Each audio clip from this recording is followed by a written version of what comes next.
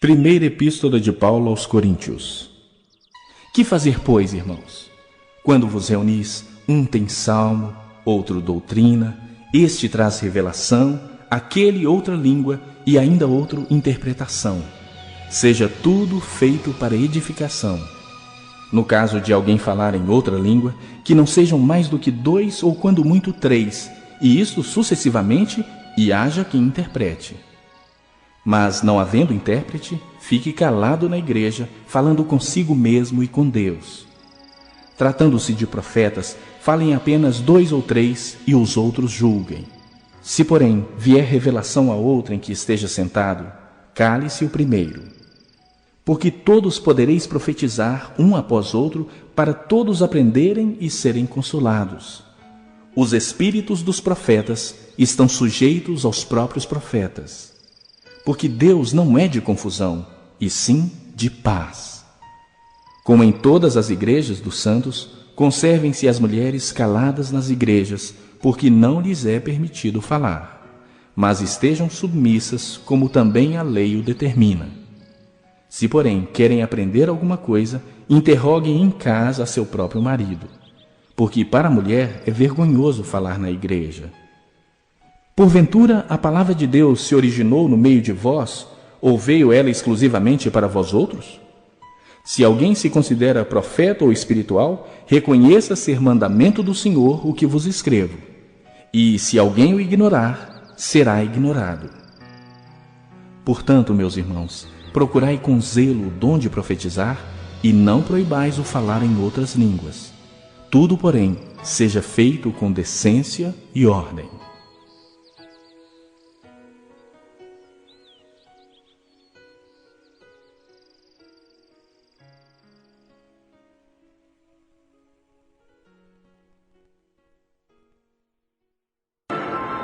O segundo livro dos Reis, capítulo 9. Enquanto isso, o profeta Eliseu chamou um dos jovens profetas e disse: Apronte-se e vá até Ramote-Gileade. Leve este jarro de azeite. E quando chegar lá, procure Jeú, filho de Josafá e neto de Ninsi. Leve-o para outra sala, longe dos seus companheiros. Aí, derrame azeite na cabeça dele e diga: O Senhor Deus anuncia que o está ungindo para ser rei de Israel.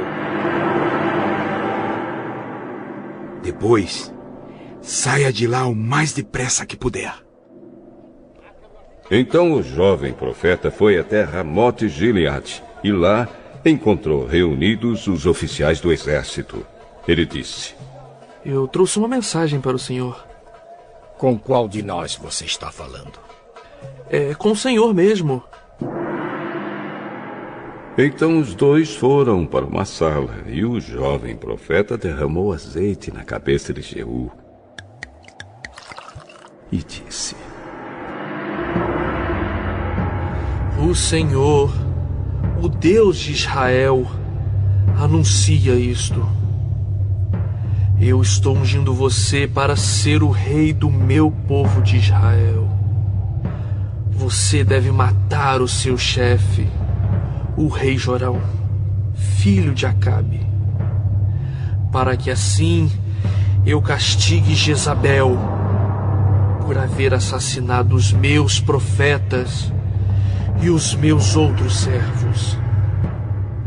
Toda a família e todos os descendentes de Acabe devem morrer. Eu vou acabar com todos os homens da família dele, tanto os jovens como os velhos.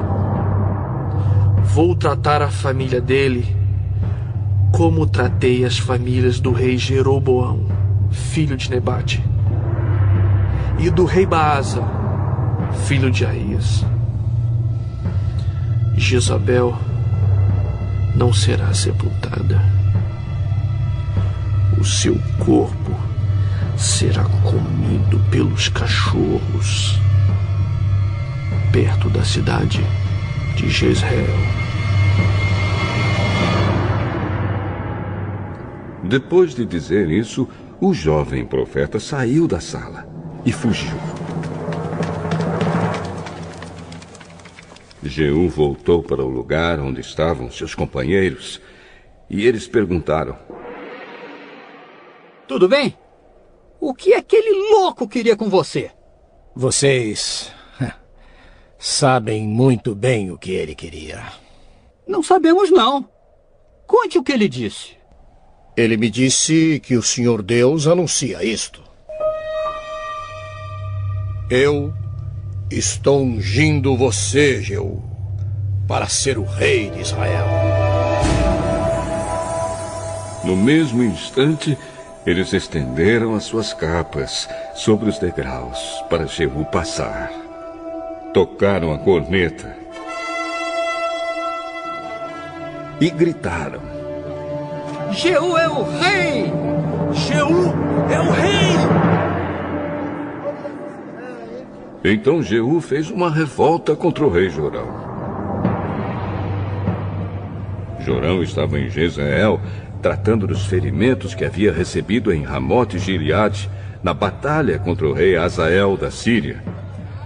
Por isso Jeú disse aos seus colegas oficiais: Se vocês estão do meu lado, não deixem que ninguém saia escondido de Ramote-Gileade para ir avisar os moradores de Jezreel. Então subiu no seu carro de guerra e saiu para Jezreel. Jorão ainda não tinha sarado, e o rei Acasias de Judá se encontrava ali fazendo-lhe uma visita. Um guarda que estava na torre de vigia de Jezreel viu Jeú e os seus soldados chegando e gritou: Ei, vejo alguns homens chegando a cavalo. Aí Jorão disse: Mande um homem a cavalo para descobrir se são amigos ou inimigos.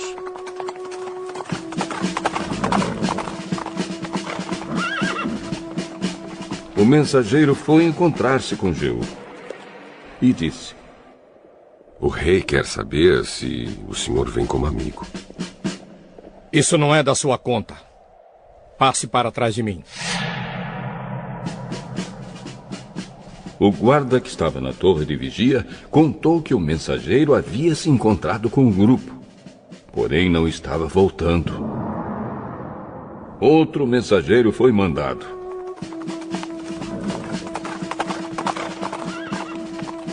E fez a mesma pergunta a Jeú. E novamente ele respondeu: Isso não é da sua conta. Passe para trás de mim. Novamente o guarda contou que o mensageiro havia chegado até o grupo, porém não estava voltando. E disse também: O chefe do grupo está guiando seu carro de guerra como um louco. Exatamente como Jeú faz. Aprontem o meu carro de guerra.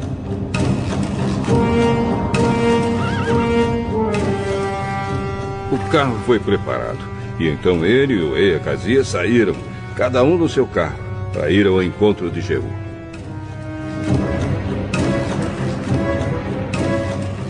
Eles se encontraram com ele no campo que havia sido de Nabote. Aí Jorão perguntou: Você veio como amigo? Mas como podemos ser amigos quando ainda continuam as feitiçarias e a adoração de ídolos que Jezabel, a sua mãe, começou?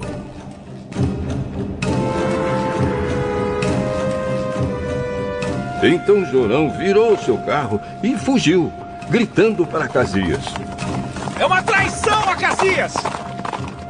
Mas Jeú puxou a corda do seu arco com toda a força e atirou uma flecha que feriu Jorão nas costas.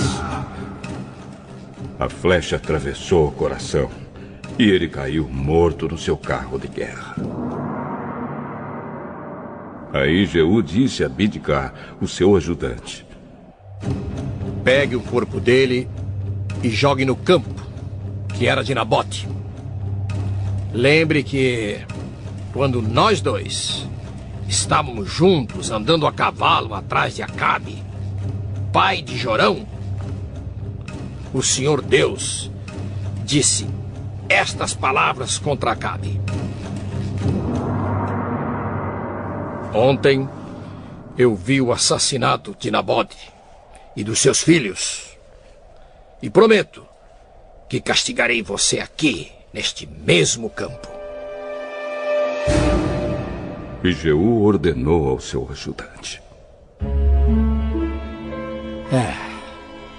pegue o corpo de Jorão e jogue no campo que era de Nabote, para que assim seja cumprida a promessa de Deus, o Senhor.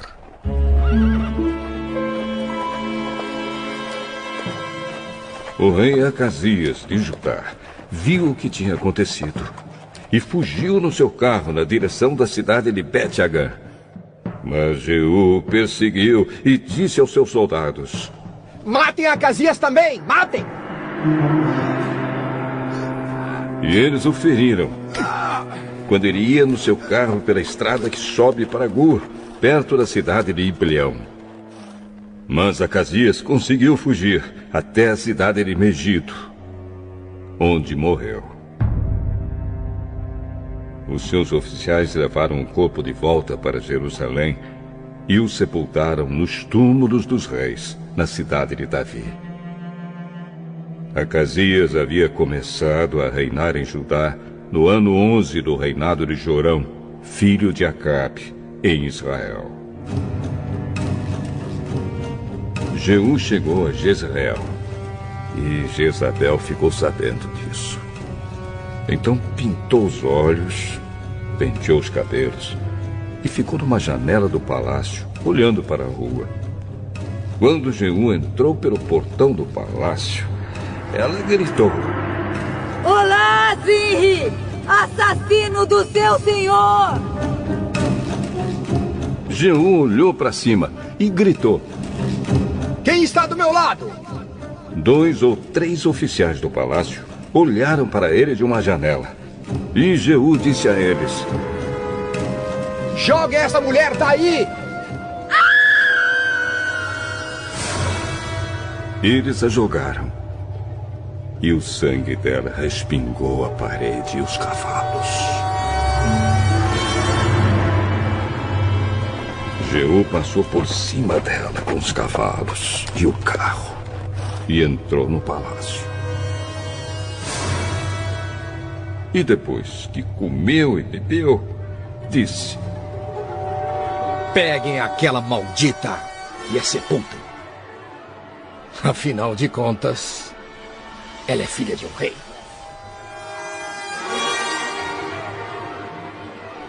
Mas os homens que saíram para sepultá-la só encontraram a caveira e os ossos das mãos e pés. Então eles voltaram, contaram a Jeú, e este disse: foi isto que o Senhor Deus disse que ia acontecer quando falou por meio do seu servo Elias, da cidade de Isbé. Os cachorros comerão o corpo de Jezabel, perto da cidade de Jezreel. Os seus restos serão espalhados ali como esterco. E assim ninguém poderá dizer: esta era Jezabel. Jonas, capítulo 4.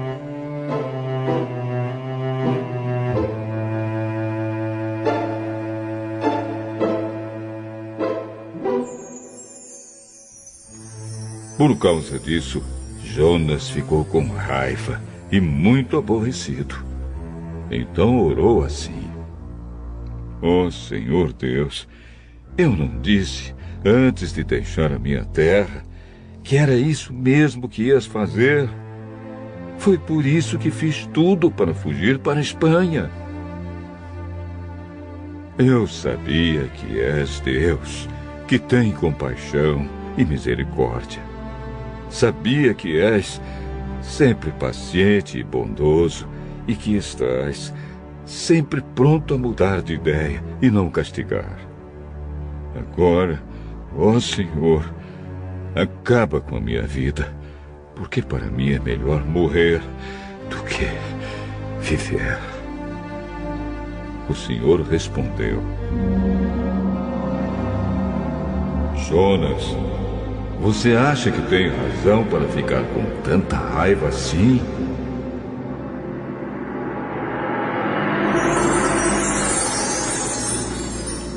Aí Jonas saiu de Nínive, foi para o lado onde o sol nasce e sentou-se. Depois construiu um abrigo e sentou-se na sombra, esperando para ver o que ia acontecer com a cidade. Então o Senhor Deus fez crescer uma planta por cima de Jonas, para lhe dar um pouco de sombra, de modo que ele se sentisse mais confortável. E Jonas ficou muito satisfeito com a planta. Mas no dia seguinte, quando o sol ia nascer, por ordem de Deus, um bicho atacou a planta e ela secou. Depois que o sol nasceu, Deus mandou um vento quente vindo do leste. E Jonas quase desmaiou por causa do calor do sol que queimava sua cabeça. Então quis morrer e disse: para mim é melhor morrer do que viver. Mas Deus perguntou: Jonas, você acha que está certo ficar com raiva por causa dessa planta? Jonas respondeu: é claro que tenho razão para estar com raiva, e com tanta raiva, que até quero morrer. Então o Senhor Deus disse: essa planta cresceu numa noite, e na noite seguinte desapareceu. Você nada fez por ela, nem a fez crescer. Mesmo assim, tem pena dela.